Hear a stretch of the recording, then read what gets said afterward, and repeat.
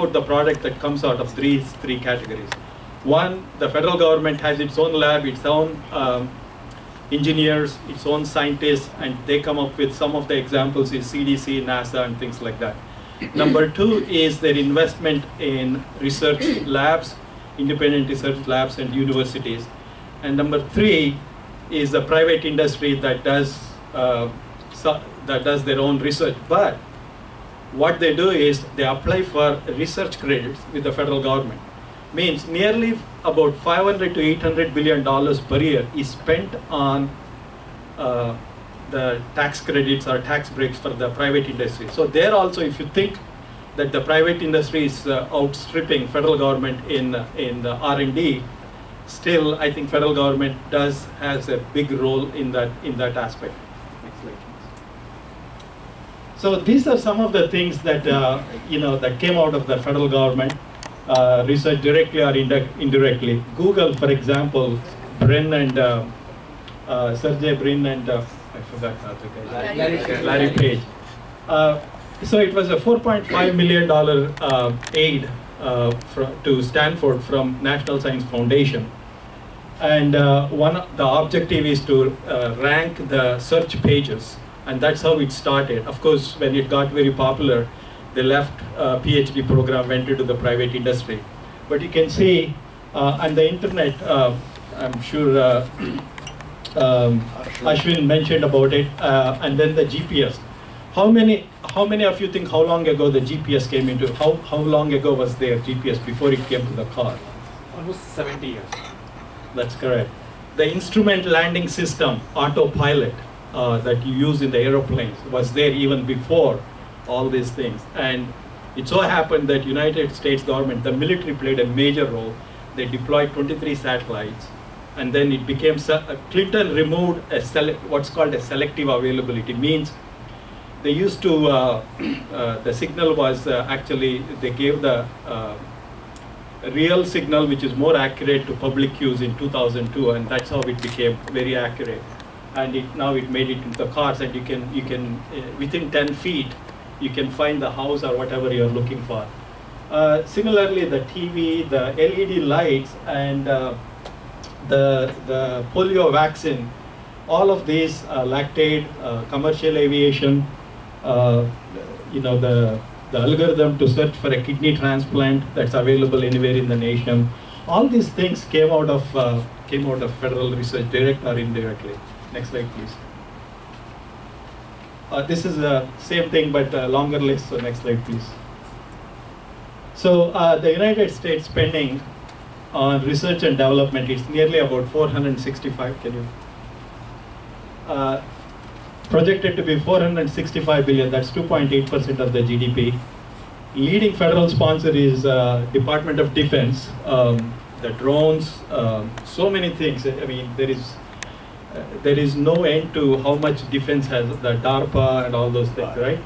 National Science Foundation, Department of Energy, NASA, Health and Human Services, Department of Homeland Security. Now, for every dollar they spend, it has a multiplier effect of 2.9 times in the taxes they receive, and it also creates 3.2 times the jobs.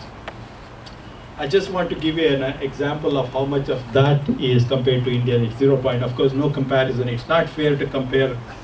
We always do that. It's not fair to compare India and US, but we inherently do that because of that's the two countries we know best. Next slide, please. This is a picture of some of the government spending all over the world, because so you can see, the big circle in the top right is the blue circle, United States. Incidentally, can I have this a second?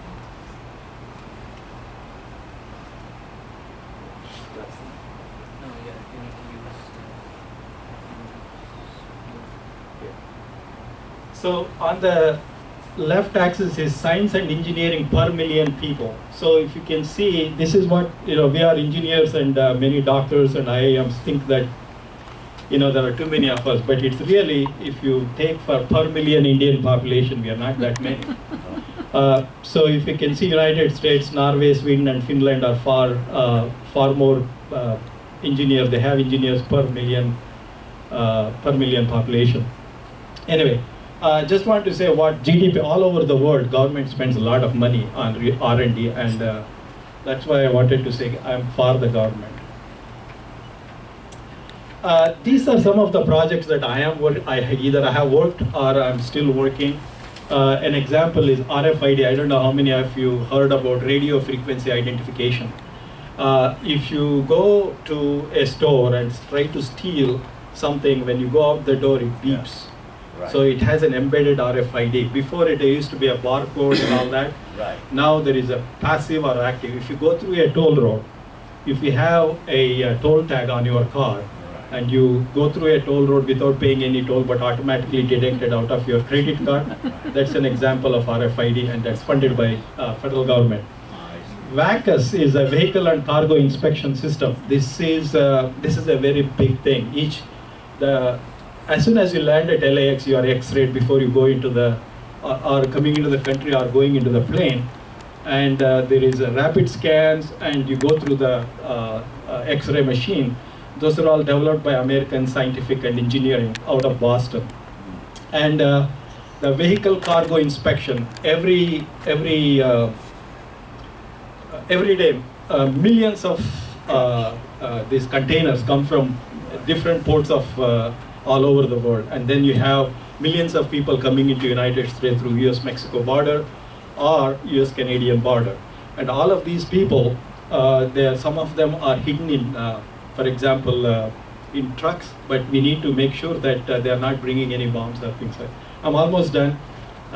So here is an example of, see this one, this is people, you can see they create a double wall here, and they're carrying contraband.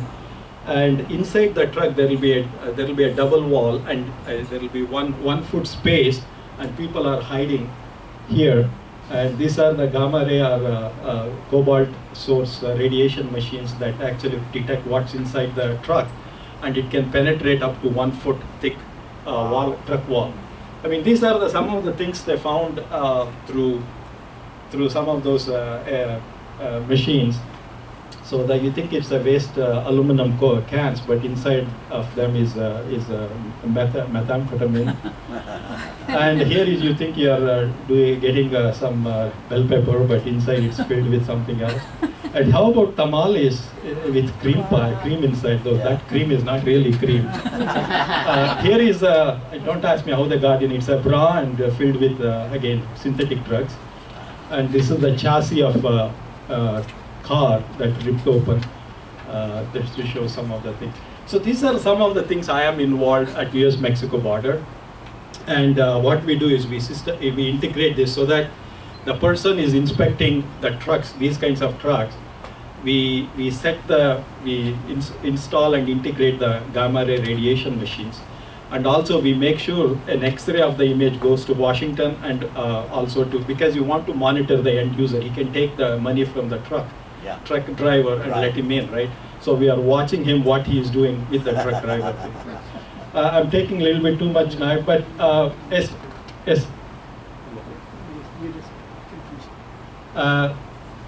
So another thing, more proof if you want, 70% of all graduate students in United States are funded by government research, NSF, Department of Energy, DOD, and all those things. And the tax credits up to 500 billion. You know, one of the greatest thing about this country, you can buy something in a hardware store here in California. You can go to your relative's place in Boston, let's say a doorknob, and it works there. All this standardization came out of government, for example. Anyway, with that, my conclusion is, of course, that they go hand in hand. It's not a oxymoron.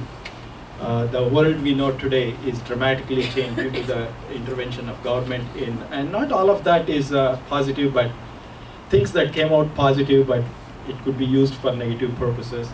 And I don't know if you know, there was a Bayh-Dole Act of 1980 that said all the research that is funded by United States government has to be given free to any other country in the world. And also most of that is available for free.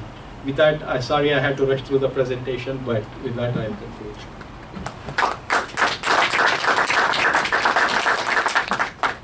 Thank you very much. That was good. I know you're an ardent government supporter in terms of the resources that it uses.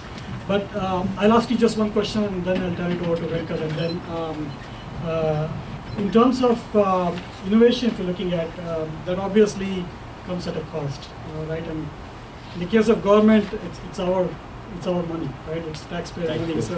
So how do we ensure that there is accountability, there is measurement of the innovation that comes out, fine, you're spending it, but what's the benefit? So if you can give us a quick, brief answer, we can then come back and address that later. When you say measurement, are you talking about the contractor's performance or the product that comes out? No, the benefit that the taxpayers get out of the money that they spend, it's their money, right? So they need ROI on that. So I think it's tremendous, as you can see.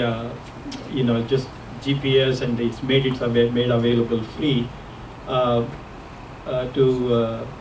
I think most of once the patent is expired, nowadays 17 years or 20 years, all of that is available free, even though they have the private industry and all. The government plays a very big role. I'm not sure I'm answering your question indirectly. But there is lots of accountability, especially there are at least thousands pages of contracting document that has to be transparent. You can type my DUNS number, for example. It's a data universal numbering code. For a contractor, it's given exclusive for a company. You can type it on the internet and you can see what is my performance, whether I did what I supposed to do. And so there is accountability and transparency with respect to contracting, but I don't know if I answered your question. Is that? Yeah, it was more directed towards innovation itself per se, but yeah, I think you answered that. I think government has its hands in almost everything that we do. Okay, thank you again. So Venkat, please take a look before the remote. Right here.